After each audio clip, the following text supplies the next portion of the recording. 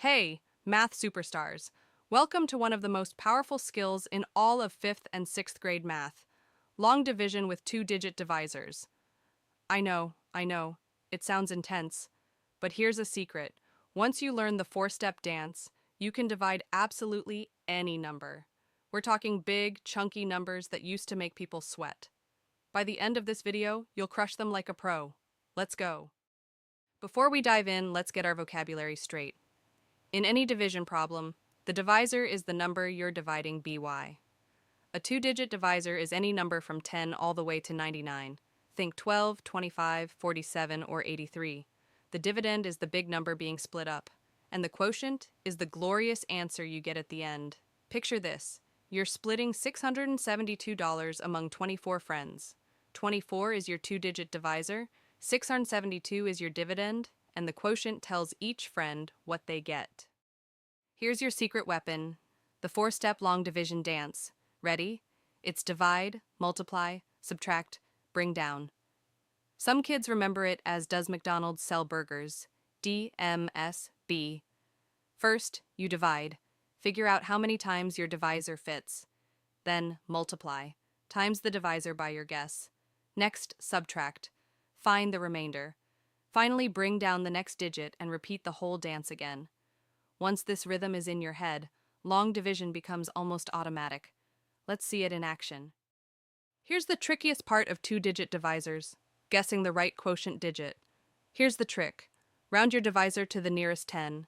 Dividing by 23? Think of it as dividing by 20. Dividing by 47? Think of 50. That estimate gets you super close to the right digit super fast. Then you just check. If your multiply step gives a number too big, go one lower. Too small, go one higher. This trial and adjust method is used by mathematicians everywhere. It's not guessing randomly. It's smart estimation.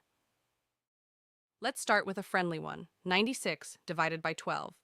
First we ask, how many times does 12 go into 96?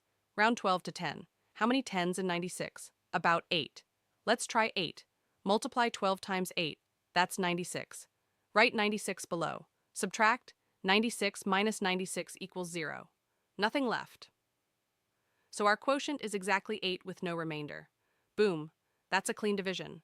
Notice the steps. Divide, multiply, subtract. Perfect. Now let's check. 8 times 12 equals 96. It checks out. Now let's try 195 divided by 13. This one has more digits. Start by looking at the first two digits of 195. That's 19. How many times does 13 go into 19? Round 13 to 10, about once. Try 1. Multiply 13 times 1 equals 13. Subtract 13 from 19. We get 6. Now bring down the 5, making it 65. How many times does 13 go into 65? Round to 10, about 6 times. Try 6. Multiply 13 times 6 equals 78. Too big. Try 5. 13 times 5 is 65. Subtract 65 minus 65 equals 0. Our answer is 15, with no remainder. Let's check. 15 times 13 equals 195. Perfect. Great question. What happens when things don't divide perfectly? You get a remainder. A remainder is the leftover amount after dividing as evenly as possible. Here's a key rule. The remainder must always be less than your divisor. If it's bigger, you didn't divide enough times.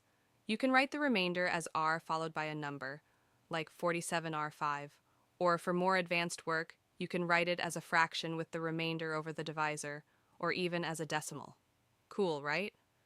Parents, this is a great concept to reinforce at home. Let's tackle 257 divided by 18, and this one has a remainder. Look at the first two digits of 257. That's 25. How many times does 18 go into 25? Round 18 to 20. How many 20s fit in 25? Just one. Try 1. Multiply 18 times 1 equals 18. Subtract 25 minus 18 equals 7.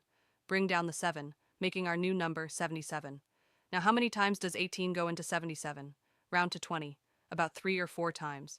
Try 4. 18 times 4 is 72.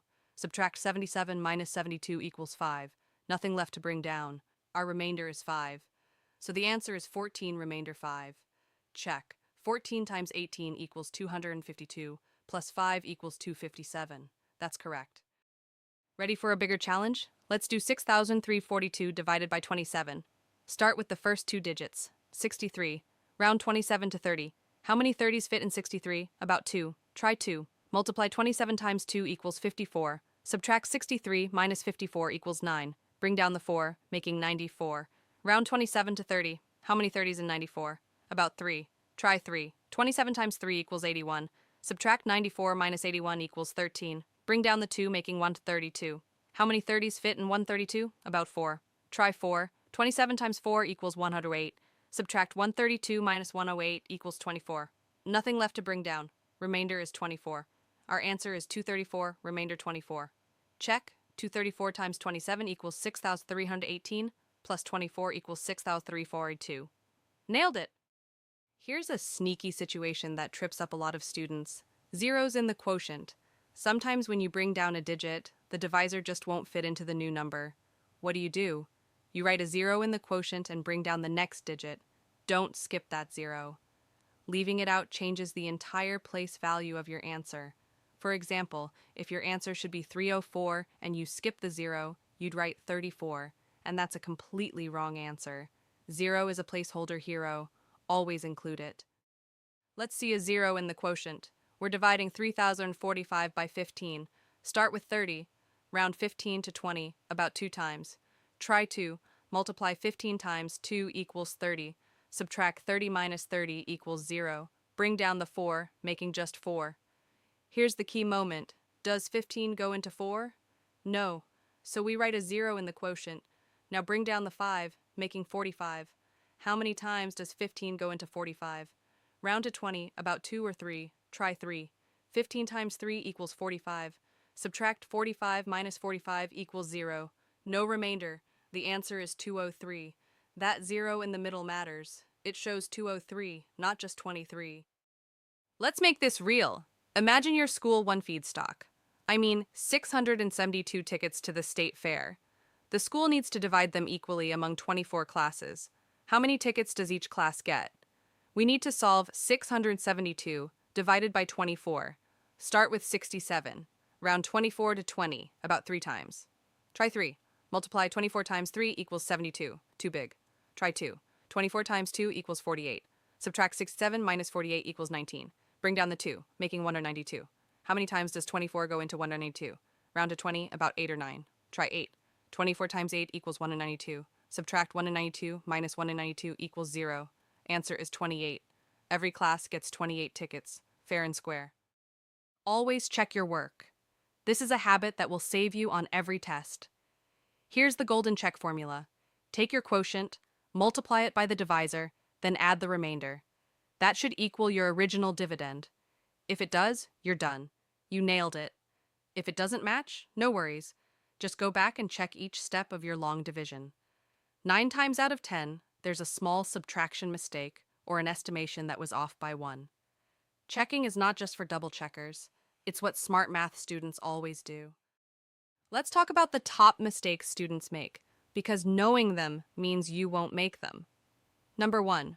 Forgetting to write a 0 in the quotient when the divisor won't fit. Number 2. Leaving a remainder that's bigger than your divisor. That's a signal you need to divide one more time. Number 3.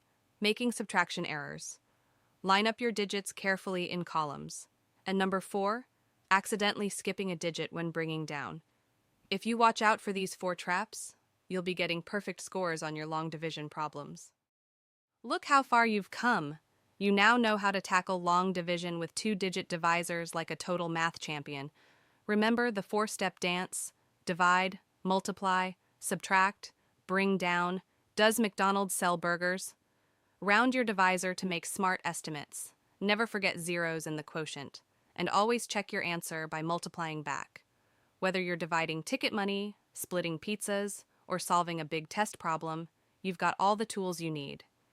Practice a few problems every day, and you'll be unstoppable. You've totally got this. See you in the next video.